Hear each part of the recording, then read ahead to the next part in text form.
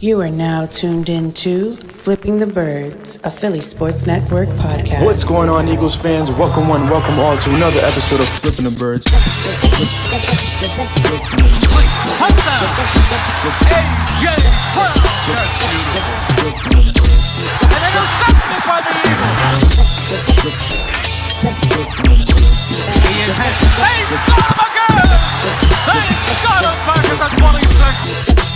He's into the end zone. Touchdown, Eagles.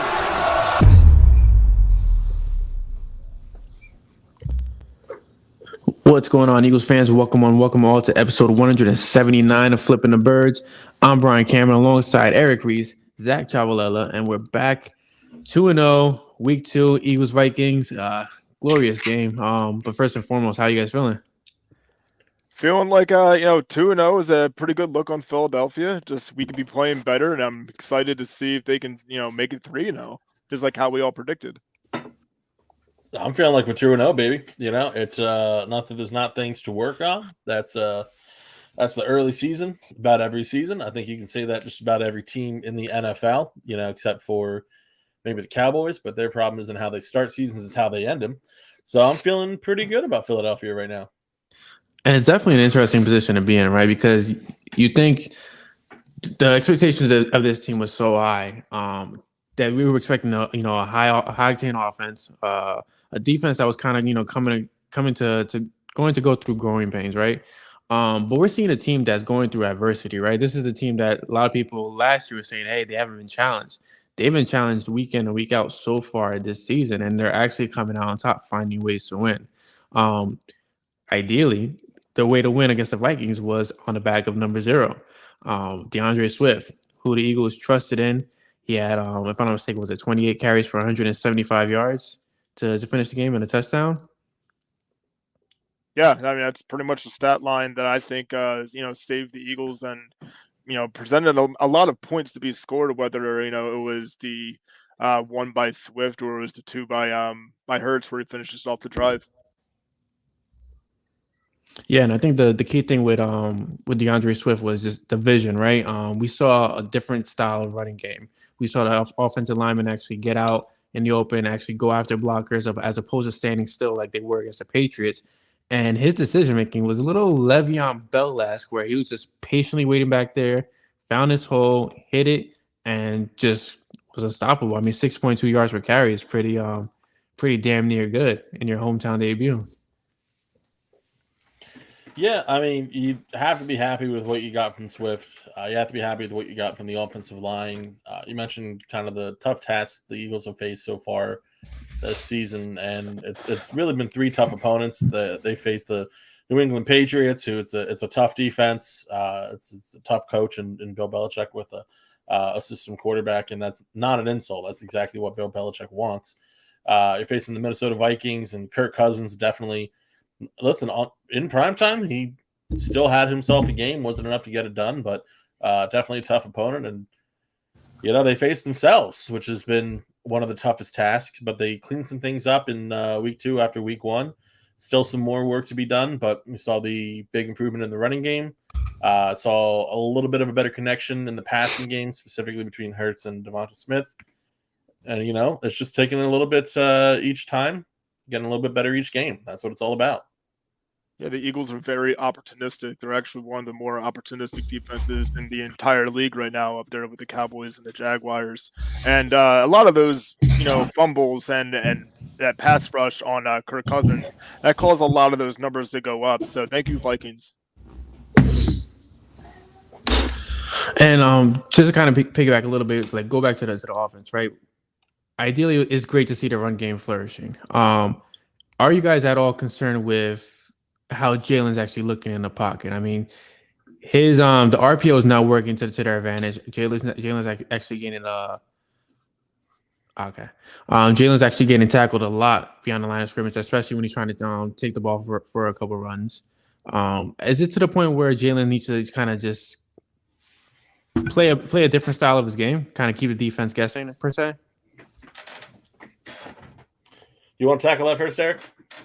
Well, I think I'm going to be look at it from a way that's not everybody's favorite perspective. I had a little bit of caught a little bit of flack for not but by pointing out that his passing game wasn't as impressive as 78% shows it to be. I think there's a lot of dinking and dunking. I think there's a lot of times where he's trying to make a rush out of the pocket, and he not necessarily is taking a hit, but he's giving up a play and just taking the loss of yards. Just sack is a sack at the end of the day. But there are times where he is making the calculated play. I like that, even though going for Goddard didn't net really any yards against the Vikings, it opened up some deeper plays like a to Devontae Smith, who at the end of the day carried the luggage of Hurts's offensive production through the air. I don't put down on Hurts so much. I think that he's actually he did play a better game than he did in week 1. I just want to see more out of the offensive coordinator. I do like that Johnson deferred to the run, but I want to see more creativity through the air. Find a way, by the way, to get AJ Brown involved. Sure. Yeah, absolutely. I think that's that's definitely keys. Working on getting Brown his touches, and touches have been an early conversation point this season. Dallas Goedert in week 1, that was the big conversation. These guys are so good that you have to get all of them touches.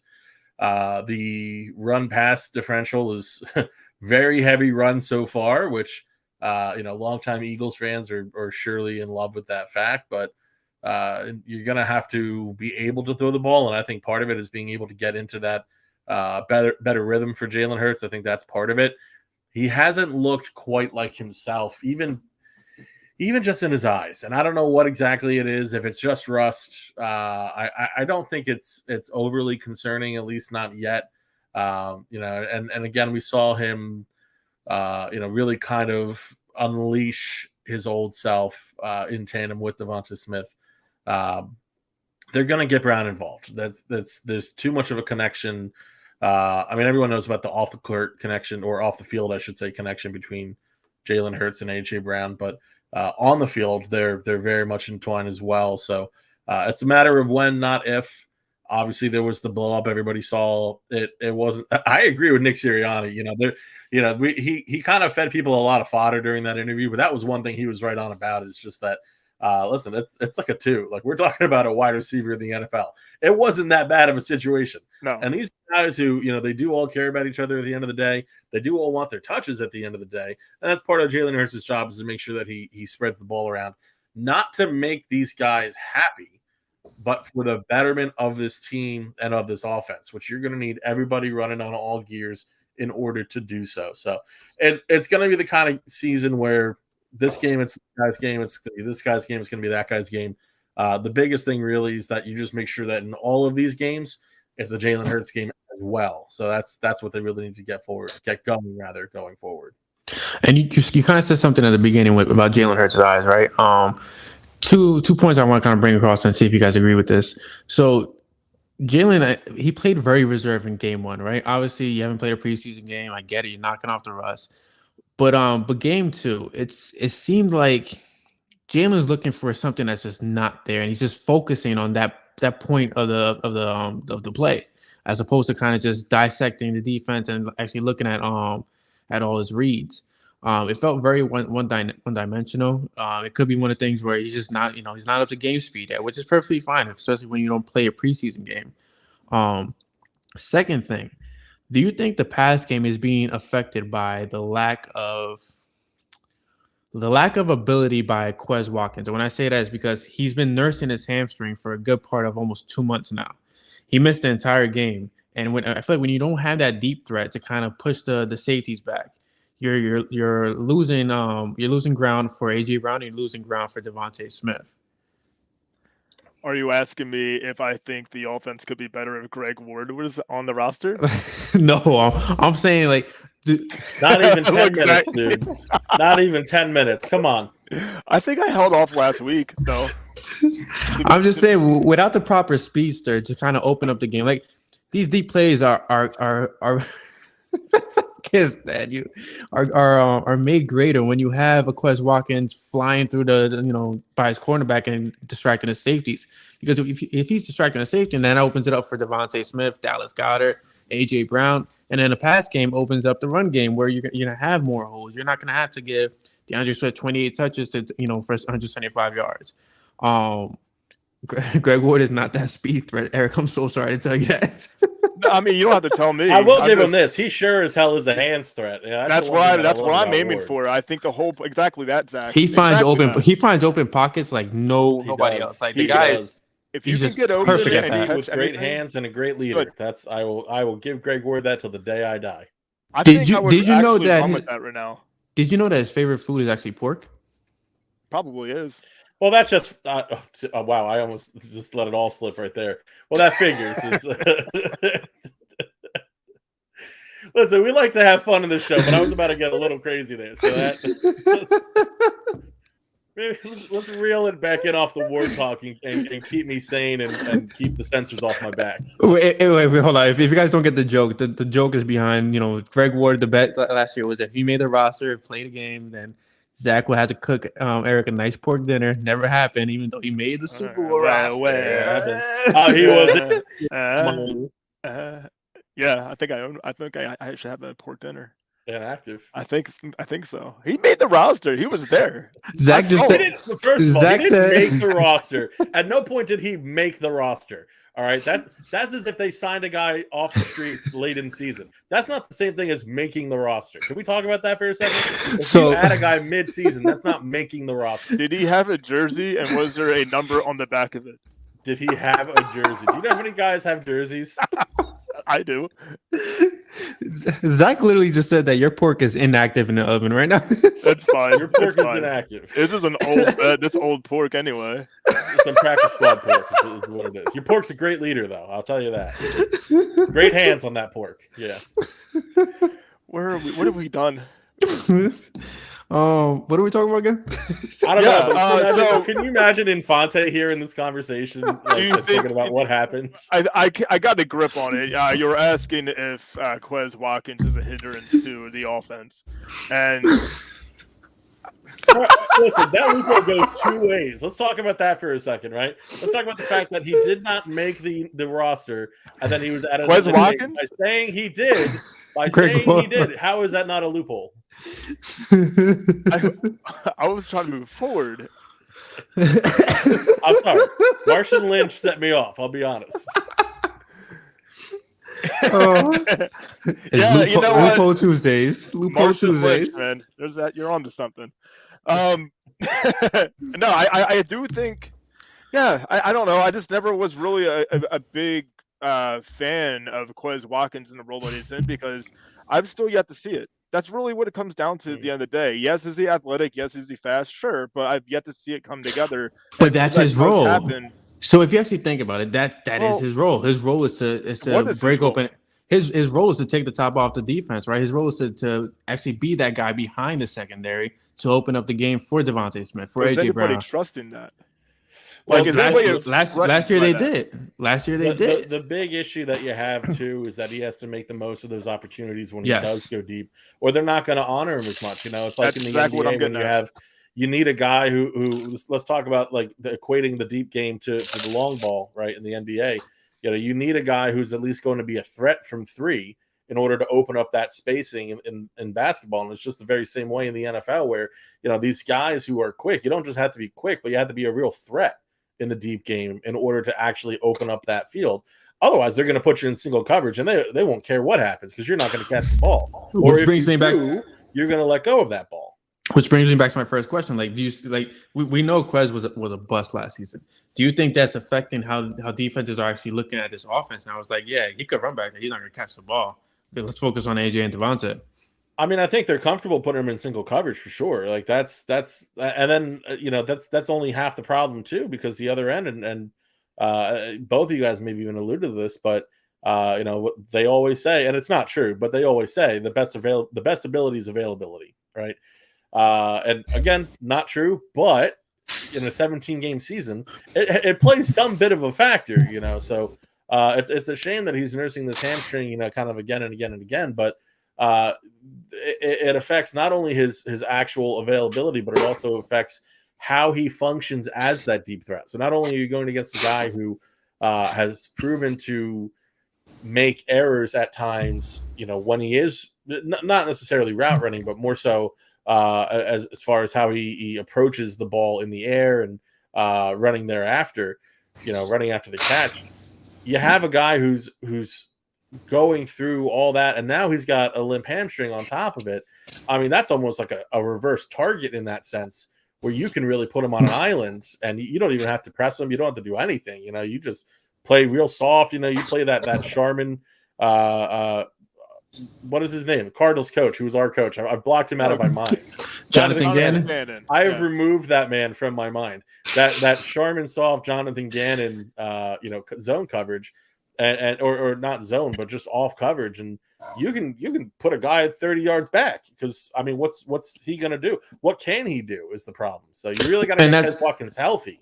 And that's what happened in Minnesota. If you actually look at it, like they were putting the secondary far back, letting the 5 to 6 guys rush, and not only that, 5 to 6 guys rushing, they're getting to the quarterback. Like it's plain old rust everywhere you go on this team, which it's weird because they're 2-0, right? Like they're beating these teams that are playing them completely different and they're figuring it out. I just personally wish that Brian Johnson would, like Eric said, get creative. Like you see you see how they're playing you. Find your niche. Like get creative. You have AJ Brown, you have Devontae, you have Dallas. Like get creative.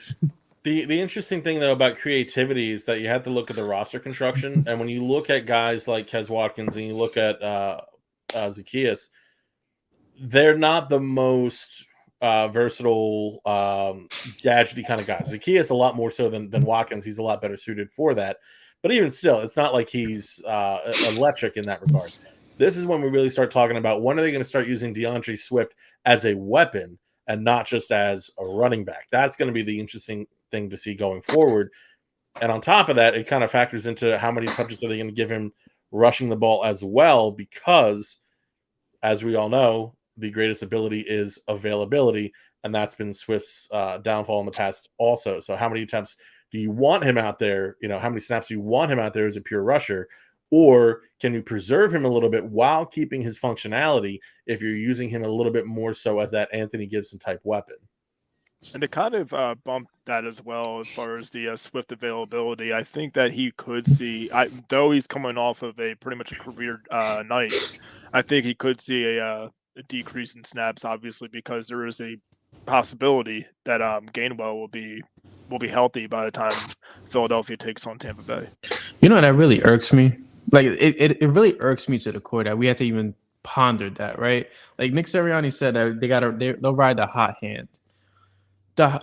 Why ride the hot hand and not the better hand? Well, Swift is the hot hand, and I think the better hand as well. Exactly. And my thing, like Zach mentioned, the best ability is availability. Yeah, like that's exactly true, right? Rashad Penny is available. Why are they not using him to his best ability? Like, why are we not being creative with this offense, with the running backs as well? Like, just snap wise, you have Rashad Penny who could wear down defenses.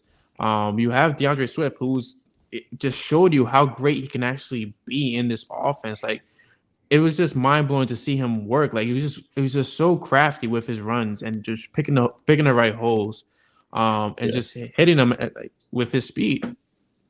Well, you brought up the interesting point. When we talk about what Sirianni said at the press conference and going with the hot hands, it's kind of an interesting concept because it's that in between ground where you don't want to discourage competition because you don't want to say, hey, we're committed to this one guy, but at the same time, you would think that, especially in the game of football, that would be a motivational tool, is saying, that this is the guy right now. He has established himself. The other guys can take it away, but it's up to them to do that. So that's first and foremost, is that it was definitely, I would say, an odd approach to take, although it's not exactly untruthful, because again, you're going to be at some point, hopefully, monitoring how many attempts you're giving Swift, because they're going to need him in the postseason. That's when they're really going to need DeAndre Swift. Now, you brought up Rashad Penny, and that's the really interesting point, is because we haven't seen him get going at all. Right. So far, we've seen Boston Scott even get a good bit more of opportunity than Rashad Penny. And is that, he's just slow coming in after camp. He's getting adjusted to the play calling. What exactly is it? That we're not quite sure of yet. But if you can develop him into this role, this grouping of backs, that rotation that you're going to have back there, then yes, that is something that they should be focused on developing as an offense, because that's not only going to help you ride out through the regular season, but that can come in as a quick change of pace in the playoffs as well. And that's what you're going to need. You're going to need all of these guys ready and available to basically run a full 100 at a drop's notice. That's what you have to focus on, is making sure that all these guys are ready for that moment, because it can happen to anybody. And on the flip side of that, looking at the way that the running back room kind of has been for the first 2 weeks, Gainwell, Scott, and Swift, Swift mostly in game 2, with Gainwell maybe coming back into the fold, what's the probability that Penny is inactive? So that's another thing that I caught on to with Sirianni, because Sirianni in the first game, he said that the guys played as they were how can I say this? As they were, I guess, labeled, you could really say. Like 1, 2, and 3 was the guys who were suited up, right? So right there, it showed you it was Gainwell, Scott, Swift in game 1. So now game 2, it was Gainwell. I think Swift had more snaps, though, didn't he? Swift had more snaps. Equal touches, but I think Swift had more snaps. In what, game 1? Game 1. In game 1, yeah. More snaps than who than Gainwell? Than Scott. Scott. Definitely, yeah, absolutely. I mean, not that it matters, because it was like off by 1, so effectively it was everybody behind Gainwell. Yeah, pretty much. But that's just my weird thing. Like, I'm curious to see how they really viewed his running back room. You gave Gainwell those 14 touches. You gave Swift 28 touches. Scott, I mean, forgive me for ever saying Boston Scott should not be a part of his roster, because he looked great against the Vikings. It's just, I don't know. Like, this is weird football, in my opinion. That's the best way I can really say it. You're not playing your best players when you need them. Honestly, this is how I feel about it in the past 2 games. Yeah, by game 2, I would read the running back room as Swift, maybe Gainwell, Scott, or Swift, Scott, Gainwell. That'd be interchangeable. I mean, I think so far the way of reading this room is a matter of, okay, Gainwell got his start, quote unquote. Swift got his start, quote unquote. We saw what Swift did versus, in comparison.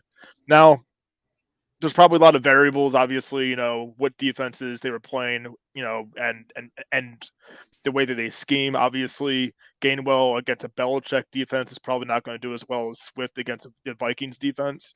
But I think that's kind of how you're reading the room right now. There's such an area between how great the running backs have looked, to the point where I would say Swift is probably your 1A until he's moved elsewhere and on the line, maybe wide out. But for the most part, I think he's taking the majority of the snaps going against Tampa Bay. Yeah, I'm fine with that, honestly. If it's 1A, 1B, but just give the better player the ball at the right time. Yeah, I mean, I think you have to look at it schematically as well. There's times where and people can kind of look at it in a vacuum and say, Swift and Gainwell, they're both backs who can also work the receiving game, and I think that's just kind of overly simplistic. Gainwell has proven to be the better short yardage back. If you're looking at DeAndre Swift, he's absolutely proven to be the more electric back and the better receiving option. Gainwell did that at Memphis, but he hasn't really been able to bring that to the next level so far. So I think it's about kind of picking and choosing when you're using this guys. You don't necessarily have to do it in the old-fashioned third down back, format, but based on the scheme, and you don't want to typecast anyone so you're giving anything away, but you want to make sure that you're using these guys and maximizing them to their skills. And if you're focusing on doing that with Swift and Gainwell, and maybe you throw in Boston Scott as a change of pace guy, that's probably the best course of action going forward. But it's going to be interesting trying to figure out this Tampa Bay Bucs defense, which is the next challenge that they face ahead of them. Yeah, and then before we get there, a little bit on the defense, right? So Eagles lost Avonte Maddox for possibly the season. He tore his pec in the middle of the game. They went into the game without James Bradbury. They went into the game without Reed Blankenship. For the most part, looked decently well in the first half. Second half kind of fell apart a little bit. But how impressed were you guys with Josh Jobe and Mario Goodrich? I feel like they for the most part they held their own, right? It was impressive enough for their first starts. But then did you guys see the stats for Darius Slay? I think it was like 7 for 8. Justin Jefferson was 7 for 8 against Darius Slay. Yeah, as I don't really I basically watched that game and paid attention to the Darius Slay and Justin Jefferson matchup, and yeah, I mean Jefferson he got his catches, but what did he really produce at the end of the day? I think that he had A obviously fumble. well, right, he had his catches and his yards, so Very, very key fumble. A very so key fumble. he had his catches and his yards. I know, and that'll show on his stat sheet that he wasn't necessarily shut down. But Yeah. what was it? No touchdowns, one fumble. Yeah. So yeah, Philadelphia and Darius Slay, I think, wins on that. And if you're gonna do that kind of side by side.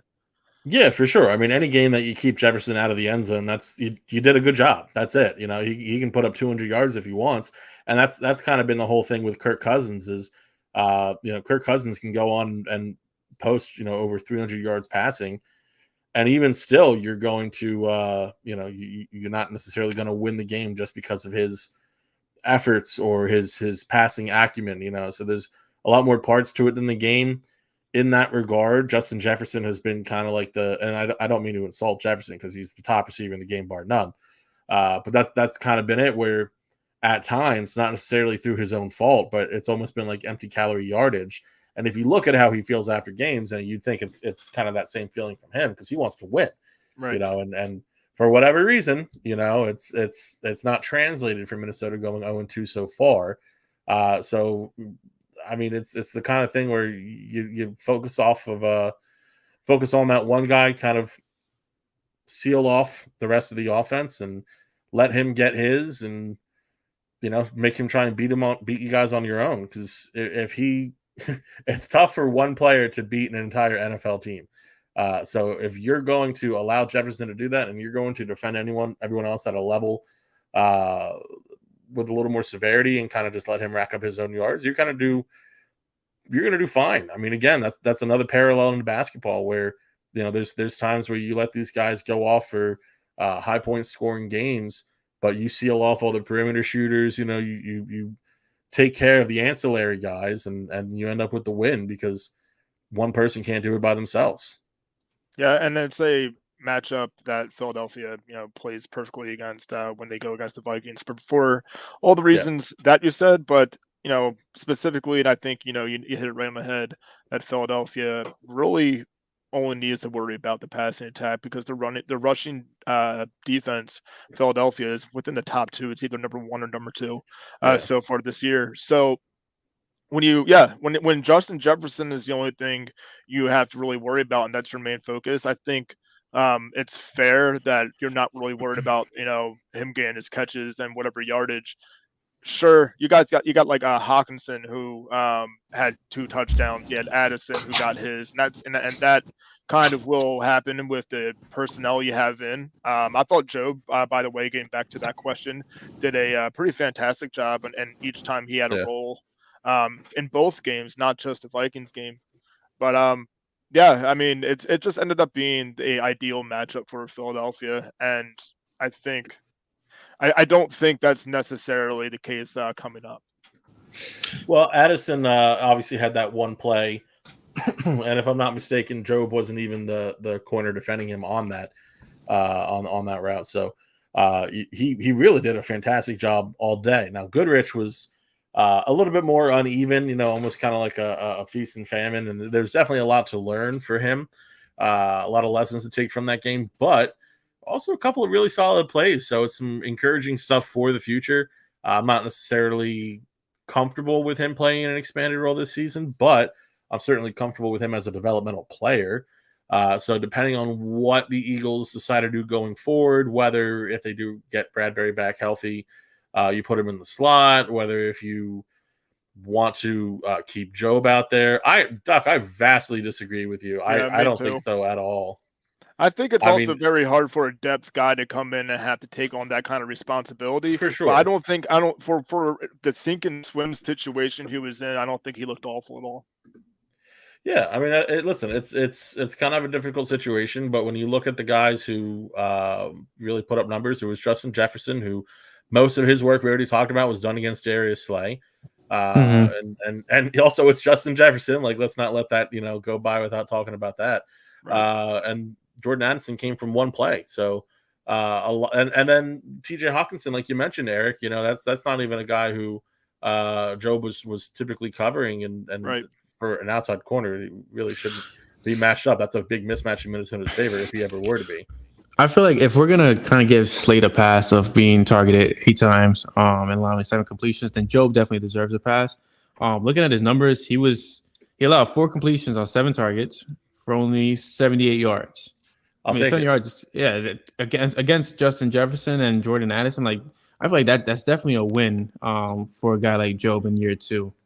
Yeah, I mean, Kirk Cousins put up nearly 400 yards and some empty calorie scoring. So, with that perspective in mind, it's not a bad game. Like, is it? What was he? A lockdown quarter out there? Like, no. I mean, he wasn't Sauce Gardner out there, but you don't necessarily need him to be. But I thought he was serviceable. I'm comfortable with him hanging out on the outside if they want to move Bradbury inside for the time being. I do like the idea of looking elsewhere going forward for some reinforcements in the secondary, but for now, I feel fine with it. Just to kind of throw it out there, Mario Goodrich, just as you pointed out, a little rough, right? He allowed 7 completions of 7 targets for 78 yards and 1 touchdown. Now, what was the blown coverage on Osborne in the end zone? That was 10 yards touchdown. So I didn't catch who actually blew the coverage there, but it looked I just like know somebody didn't yeah. slide over or communicate. That's what it basically looked like. Massive miscommunication on the Eagles' part. And whether that was either one of those cornerbacks, like, it's kind of like, okay, so they let one obvious glare broken coverage shine right in their face. That sucks, but at the same time, I'm not really miffed when you look at the final score about one broken play with guys who, quite frankly, are still in very, very early parts of their NFL development. Completely agree. So yeah, I mean, the Vikings, they were a formidable opponent. I mean, it is week 2 in the NFL. Vikings always end up kicking up and figuring it out later on. But the key thing right now is the Eagles are how can I say this? They're falling short in certain aspects of the game, but they're overcompensating in other ways, right? So they're finding ways to win, which is what you want in this team, especially when it comes to playoff time. Now they're going to face the 2-0 Bucs on Monday Night Football. Baker Mayfield is looking a little bit like a leader. I'll give him that. He's looking like a leader. He's not looking like a great quarterback, but he's finding a way to help his team win. So it's going to be a scrappy game, in my opinion. I think the one thing that I'm fearful of is going to be the defense versus Jalen Hurts, because this is the same defense that shut out Jalen Hurts 2 years ago in the playoffs. I know times have changed. I know times that nothing's the same, right? But it is still Todd Bowles, who's a pretty damn good defensive mind. After seeing week 2 and week 1 to see how the defense were actually playing Jalen Hurts, I'm curious to see how Todd Bowles, what he brings to the table against Jalen. Right? Are you going to still bring that kind of coverage against this Eagles team, or are you going to try to mix it up and kind of just confuse Jalen at this point?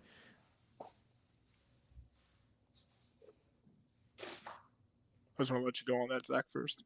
Yeah, sorry. I was actually watching the Osborne play, and it is Job who initially lines up, but I believe that they're in a zone coverage, and it looks like Edmonds was actually in that vicinity and crossed over. So I don't understand exactly what the miscommunication was, but afterwards you could see Edmonds, Job, and Slay all talking. So it may have been a group effort on that one. But I do agree with you as far as Mayfield, the leader. I think this is a guy who is he's competitive. He obviously hasn't reached what people expected of him when he came into the league. But he has stuck through it. He's continued to fight.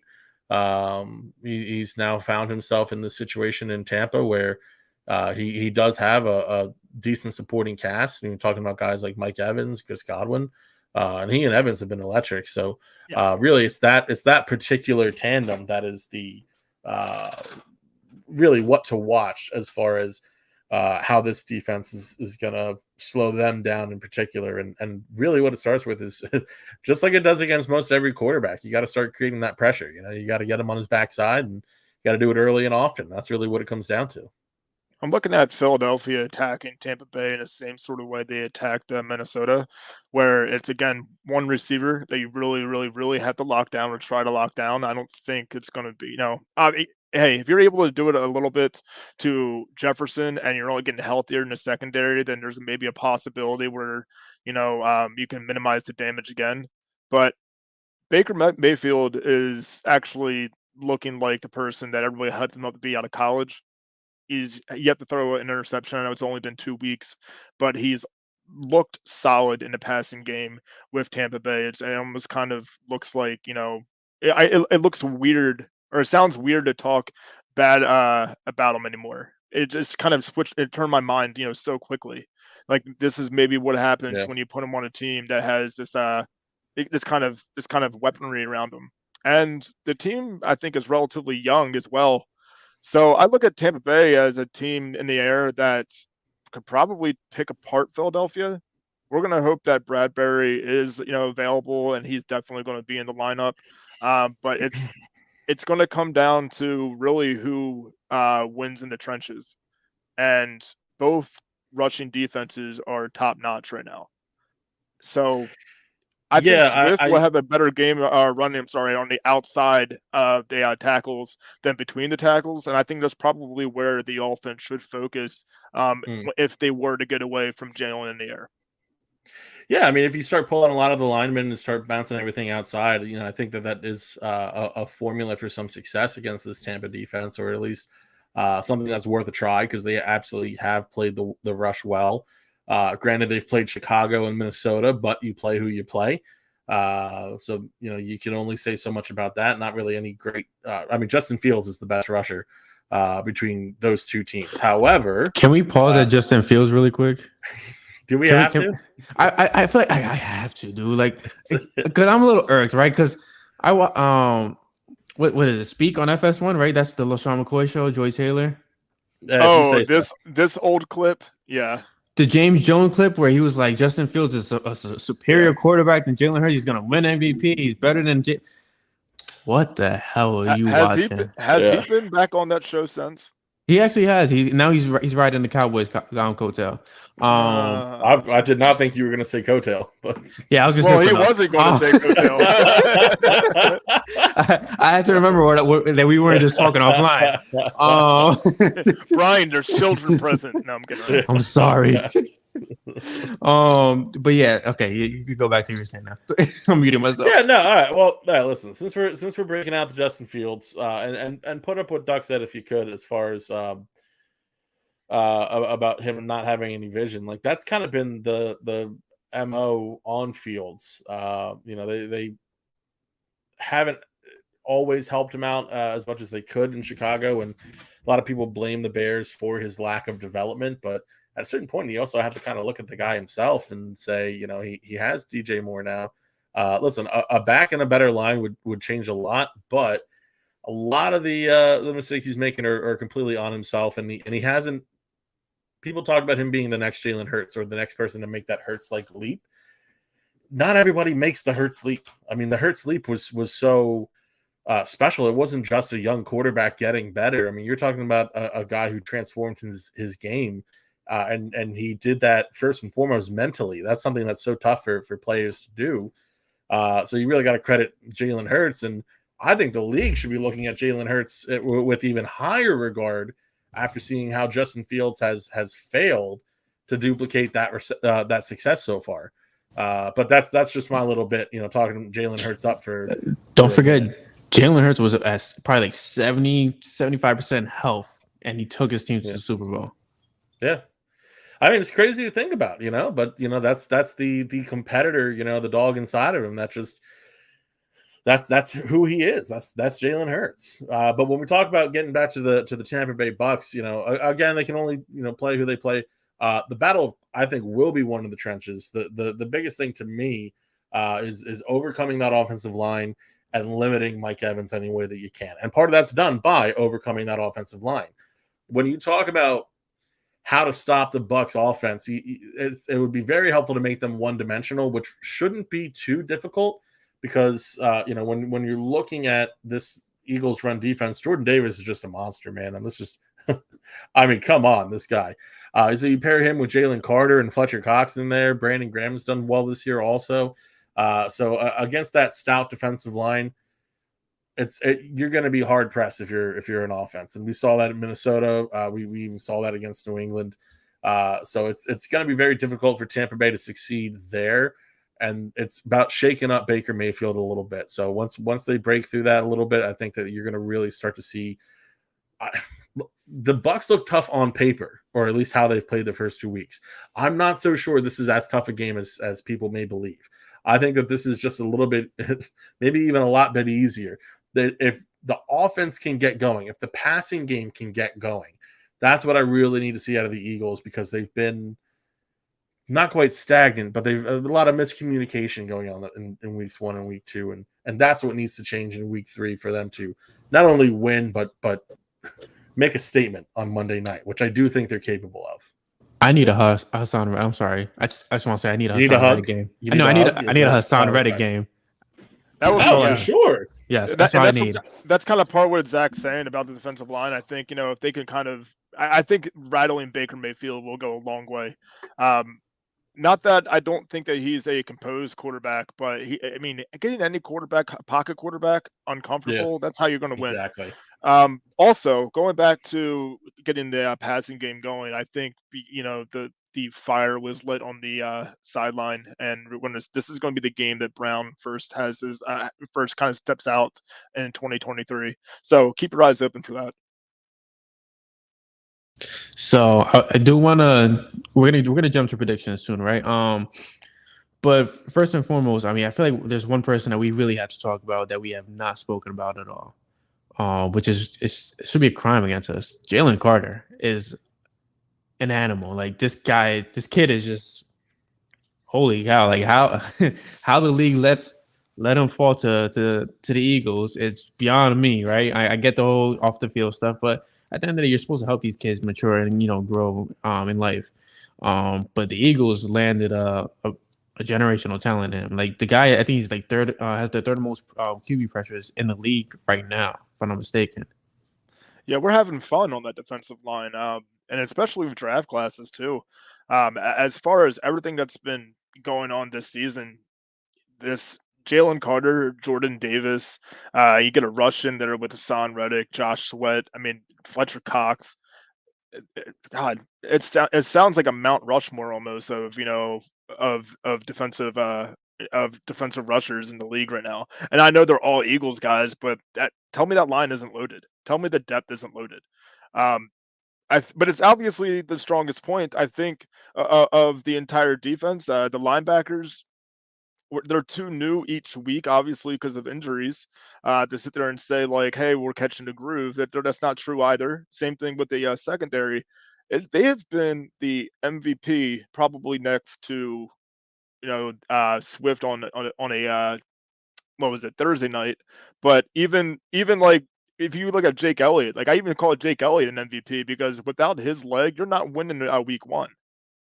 Like I look at the guys who have been standing out on this team. It's kind of odd. You got a kicker, you got Swift, which makes sense, and you got the whole defensive line basically keep you in both games. If the offense, man, could just kind of jump in there and get in check and just kind of jump in with that defensive energy, is if it translates or something. If the team can play one cohesive battle across the board, it will be great to see that happen against Tampa Bay because that's a low-key tough opponent. Yeah, I think that is where it has to start. And Brian, you want to talk about unsung heroes in mentioning Jalen Carter? I think you're absolutely right. Let's talk about Josh Sweat for a second. Yes. Now we're talking about pressures. There are 3 players in the NFL with 10 pressures, all tied for first place in pressures.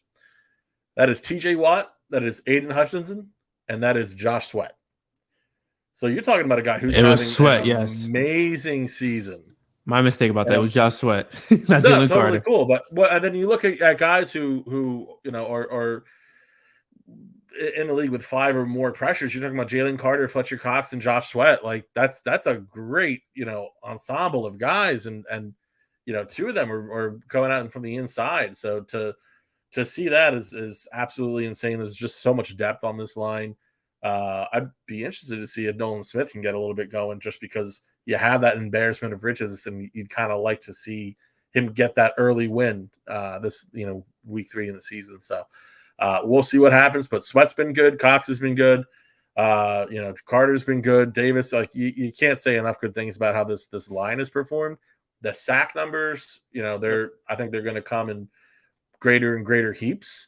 But it's been a really encouraging sign so far, and it has thrown off teams, especially against the run. That's been part of the most impressive part. And Zach Cunningham, linebacker, has also been a big part of that, which, I mean, how great was that addition? Like that's perfect addition. This is not where the Eagles expected to be with their linebacking core, but here they are, and it's not the best situation, but it's fine. And Cunningham's been playing it far better than anyone could have expected right now. I completely agree with that. And I think Jordan Davis as well is playing better than expected. I mean, the focus was Jalen Carter coming into the season was he was going to be the wrecking ball. But Jordan Davis has been great against the run. He's been great against the pass. He's just a mammoth in the middle of that defensive line. And it's like we have the Bash brothers. Like this is like the Mighty Ducks. We have the Bash brothers right up in the middle, the perfect position for both of them. So, yeah, I mean, we're at the 46-minute mark. I feel like we gave you all we could really give you, right? It's prediction time. Wait, time out. Did we all predict the Eagles to win last week? I did. You see how Eric corrected himself really quick? I did, because y'all tried to say that I didn't, and that was rude. No, I did. So 2-0. Just to acknowledge Sean in the chat. I think the energy you're talking about that this defense needs is right there on the bench. It's Sidney Brown, baby. I mean, I feel like if they play him with just a little bit, come on, just bring him on a little bit. Yeah, it'll make somewhat of a difference. And Duck is saying you did not predict the Eagles to win, Eric. I did. If you want to go watch the film and give us more views, that'd be fantastic. Brian was the one that got lost in everything that we were talking about. It was very formulaic and straightforward, but he got lost in it. He must have misheard. Right, Brian? You are a New York Giants fan. You would skew the votes, Brian. No, I'm gonna watch. I'm gonna watch it up here. Can everybody give a nice hand for Brian for his Giants coming back against Jonathan Gannon and the Cardinals? Oh, that's enough. I mean, what an unbelievable win! Really, just some gutty stuff. I'm gonna put on LinkedIn that I'm looking for a job. I don't know, Eric. I gotta watch the film on that one. I'm not even sure anymore if you picked the Vikings or Eagles. I'm pretty sure there was like some kind of like superstitious stuff in the chat where they convinced you to pick the Vikings. I gotta watch the film, man. You gotta watch the film? Yeah, I gotta watch the replay, dude. We gotta bring this to the booth. We're gonna timestamp this and we're gonna put this in the recorded version. So that's for certain. All right. So would you like to go first, sir? Yeah, only if you're ready to listen. Hold on. Let me turn on my headphones. Hold on. Let me just turn on my headphones really quick. All right. No. Yeah, I have Philadelphia winning by. Let's go by either 5 or 7, around that ballpark. So let's do 25-20 Philadelphia. Yeah, I think, or 25-20 Philadelphia. But as far as this is concerned, I think that this win will come from how Philadelphia looks in the first quarter, in the third quarter, just making their adjustments, and whether those adjustments actually stick around and work and, are the correct ones. Right now, just a fun fact, in the first and third quarter, Philadelphia does rank in the top either 5 or 10. I just looked away for 1 second. In points coming out of both of those quarters. So after the first quarter, Philadelphia ranked 3rd, and in the third quarter, they also ranked 3rd. So they're in the top 5. It shows that they're adjustments that they make on both sides of the ball are actually pretty pretty effective. And I think if they can get out early and kind of rattle Baker, like as we were saying earlier, then the third quarter, I think they're more so just kind of trying to prevent a comeback versus a closer game. I think the Eagles could get out pretty early as well. So we're looking at I think, comfortable lead, maybe 20. No, maybe you know what? Maybe like 17 to maybe 6 at halftime. I don't think there's going to be really anything crazy coming from Tampa Bay until the second half, where I think the Eagles are just trying to limit the damage. Yeah, I'm not gonna lie. I'm feeling a little confident. I think this is a game that they're going to win by double digits. It's not that Tampa isn't a solid team. It's just that I think Philadelphia's going to start putting it together. So I'm thinking, I'm thinking 27-16 Eagles. I just want to say, I missed my prediction last week by one freaking point. Oh yeah, I had them at 35-28 Eagles. Are you talking about the Eagles game or the Giants game? This guy, bro. Did you pick the Vikings? I did not pick the Vikings. That is on record, Eric. I did not pick the Vikings. What? Look at the tape. It's weird how you. It's weird how you remember that one. Oh. just odd. Listen, I was listening to the people in the chat. The people in the chat, they're washing their hands. They're saying, "Wow, your comments, man." I don't know, bro. You're only quoting Duck. It was only Duck. He's the only person. I'm sure Jay Fizz was somewhere in there. Oh man, I'm going 28-21 Eagles. I think fourth quarter comes, it's around like 28 to like 17 or whatever case may be, and or 14 in that matter. And a garbage time touchdown does happen. But I agree with you guys. I think the Eagles take this by landslide just because it's time to put it together, right? It's time for the offensive coordinator, then a QB to get on the same page. It's time for Jalen to see the game how you were seeing it last season. And I think you are exactly right, Eric. I think this is the AJ Brown game. Yep. I think they're going to open it up for him, and we're going to see Eagles football, and it's a good thought. But my only concern with Monday night, right, is why the hell are we doing these double headers, and why are the Eagles playing at 7:00 as opposed to 8:30? Does anybody benefit from a doubleheader Monday night? Listen. It's a Monday night game. I'm not going to complain about taking the early game. Can we talk about that for a second? I got to work in the morning, guys. So That's fair. That is 100% fair. I'd rather it's not the worst thing for me. I'm not going to lie. I guess. I'd rather get this going, get the show on the road. You just give us a field, to play on, and the Philadelphia Eagles will show up. That's how it goes. Well, it's going to be in Tampa. It's going to be I'm pretty sure the Philly faithful will still make it out there because who doesn't like to go to Florida at this time, right? But yeah, next week we'll be back on to preview the next game. What actually is the next game after the Bucs? Oh boy, you're jumping a little bit ahead. Hold, please. Commanders. 1 o'clock. Oh, First game of October on the 1st. First 1 o'clock game actually of the season. Interesting. All right. Well, yeah. We hope you guys enjoy the game. If you guys, I was gonna say if you guys need us, hit us up. But I don't know. Like I'm thinking about my other job. If you guys need us, please call. Brian will answer. Yeah, Brian will answer. If you need his phone number, reach out to me and I will happily give it. Listen, if any of you guys start calling me, we're gonna have issues. I don't know. I feel I'm in the twilight of the night right now. It's only 9:00. But I think what it really is, Brian, feel free to talk about it. So Brian and I are in the midst of the PSN Fantasy Baseball Finals. Oh God, I need more anxiety. He's currently suffering at the moment. So I think that's what this is really all about. Am I suffering at the moment? Thoughts and prayers to Brian down 8-3 at the moment. What the hell happened? Do you want me to tell you the long or the short of what the hell happened? Logan Allen happened. Listen, let's talk about fantasy, guys. Since I have both of you guys in the chat, right? Uh-huh. So I have everybody out there. I need everybody to pay attention to this one. I have Nick Chubb, and obviously we saw the gruesome injury that happened. So this is fun. I like my this. great co-host and I engage in conversations. Zach, he has a stable of running backs, which is very. I was instantly there for Brian the moment I saw the injury. He was definitely there. Very attractive stable. He made a very attractive offer, right? But then I want a certain running back, and I go to Eric.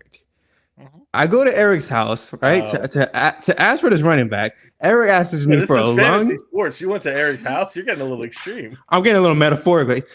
He asked me for a lung.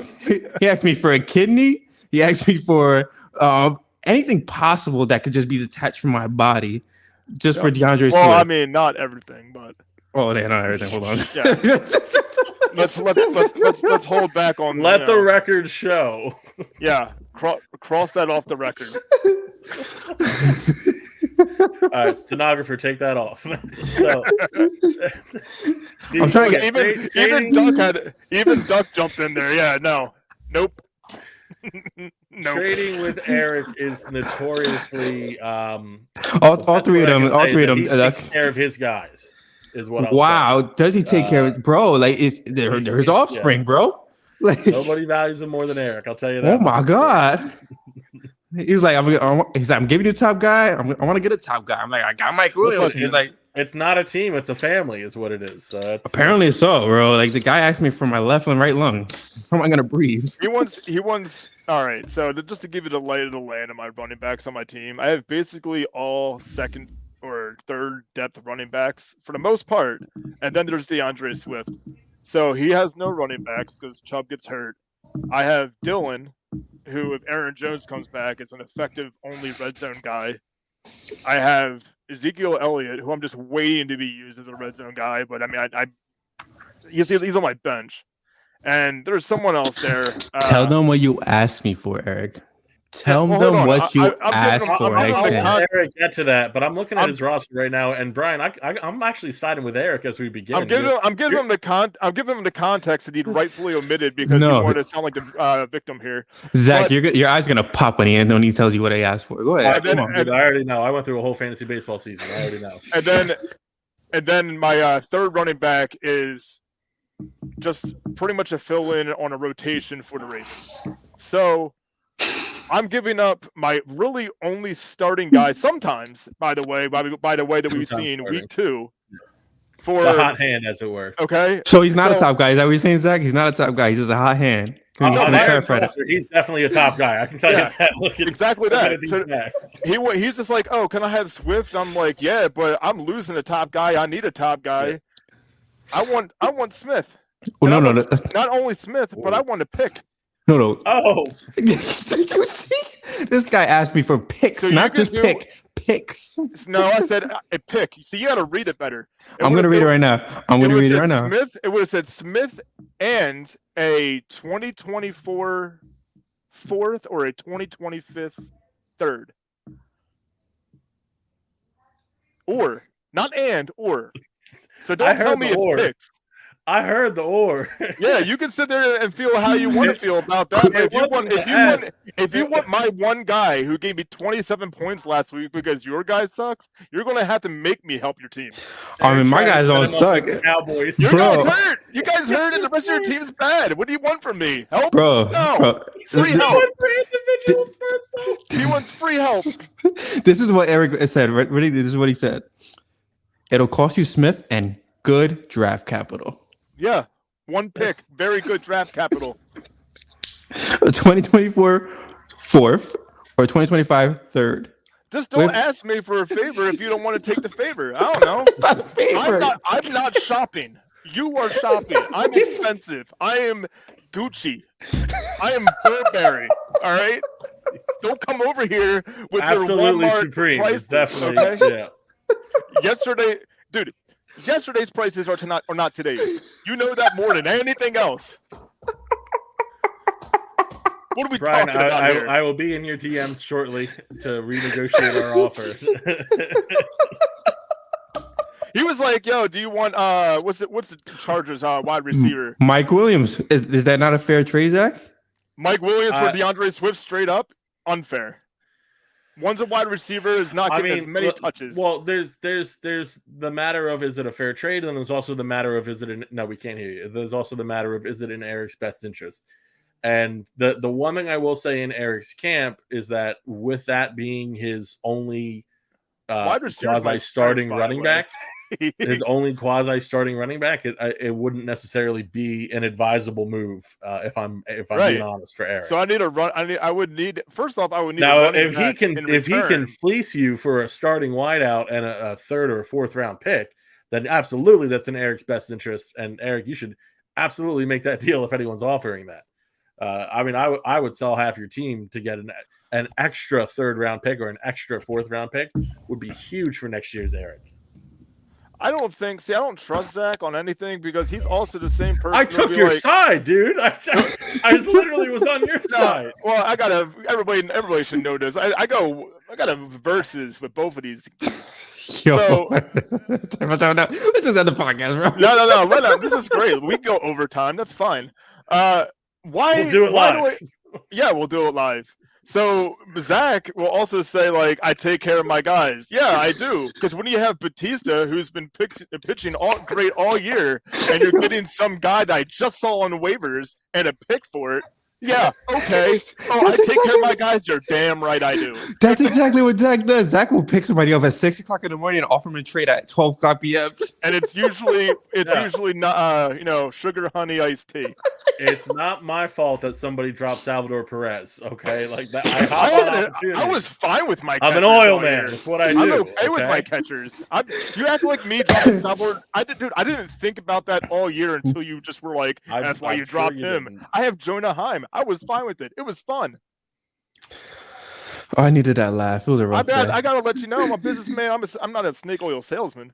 I'm an oil salesman. Eric said, "I'm not a businessman. I'm a business." I want to hear all of Eric's rant, but done by John C. Reilly. Like that's man, I can, especially after just watching the last episode of Winning Time, which was an awful last episode of a actually pretty fun series. I would love to see John C. Reilly just pull off all of Eric's trade arguments. This would be fun, dude. That should be a series. I need to get in touch. I'll just keep pestering him like, hey, can you fill in and just? Well, what's he doing now? Winning time's over, so he's got the availability, and that's the best ability. You got the budget? I don't have any money. You got draft capital, right? You got draft capital. Yeah, well, make the trade and we get John C. Reilly on the show. How about that? Chat, do you want to see John C. Reilly on the show? Chat, should Brian trade me a 2024 fourth or a 2025 third with Devontae Smith for? Nobody in their right mind would agree to that. I think Bizzle is happy. Look, he's laughing even. Sean Shank wants Steve Brule on the show. I think he means that you should trade that to me. I think, yeah, this is fantastic. This is welcome to my world. For John C. Reilly? Is that? I need to find one of his characters for himself. I need to find a balance between you two because Eric is like the hard extreme cheap, and Zach is the hard extreme expensive. Oh, hey, nothing that's not worth it, baby. You know. All right. See. I raised my glass. You raised that glass. Oh God! All right, guys. Well, yo, every week is a new hat, bro. Oh God! But yeah, we'll see you guys next week. I promise you won't be that chaotic. It might be. You never know. I promise you, I will still have Devontae Smith next week. So it depends on how these trade negotiations go down, and also how this. I mean, Brian and I might be done. I may no longer be on the podcast if I, depending on how this. Don't lose another running back. Then you'll be trading me more. Listen, I want more picks. Before we go, beginning of the season, I told Zach straight up, I'll see you in the finals. We are here, my friend. Winner takes all. I'm perfectly. I'm not a sore loser at all, man. One way or another, I get cash I didn't have, right? Yeah, I'll tip you something nice if when I get that win. So it'll be good. What do I care? I came in 11th. Because you held on to Batista. I know. I purposely was out of spite going no, and like just no. Like I saw these trades coming in, I was like no. Like it was that quick. I offered Eric like second round picks, third round picks. No, none of it was good enough. Yeah, for but the player I was given with that was this poop. Yeah, but you got the picks, bro. So this wouldn't matter, right? You finished 11th. What am I going to do? You don't care about the player. What are you going to do with the player anyway? You're getting. What am I going to do? Just like sit there and just say, "Hey, let's not be competitive at all." But at least I have picks. This is stupid. No. Eric is not a Sixers fan. Eric just called half the league stupid. Eric has no patience for tanking. Dude, that was the most fixed league as far as trades I've ever seen in my life. Zach was like, "Is anybody have an issue with it?" And just took an inactive chat as, "Yes, no one has an issue with it." You know what? I added the channel. That is how we always have worked. That is how it works. It was like asking, by the way, I love Tim, but it's like if you asked Tim for anything and he just gave you an opinion, it was just like, yeah, that should go through. Like I told Tim that he had to sober up before accepting trades. I told him that because he texted me. He's like, "Is this a good trade?" I said, "Do not ask me that. See, you sober you're up texting and you the ask somebody commissioner else." if it's a good trade. Collusion. And I referred him elsewhere because I have my dignity. F that dignity. I was going in on Tim when he was drunk. I was like, "I'll offer you this, Brian." Okay, This is great. Brian, maybe you should stop talking. Sometimes it's not our turn, and maybe we shouldn't stay phrases. Yeah, yo. I was offering him a lot of trades, but Tim was telling me no. I have to wait tomorrow to tie sober up, which I guess he got from Zach. Yes. That he did. Yes. Okay. We're very misbehaved on this episode of Flippin' the Birds, so we are going to end this episode of Flippin' the Birds. I'm Brian Cameron alongside Eric Reese and Zach Chavalella, and we'll see you guys next week. Birds! Chaos. Flipping the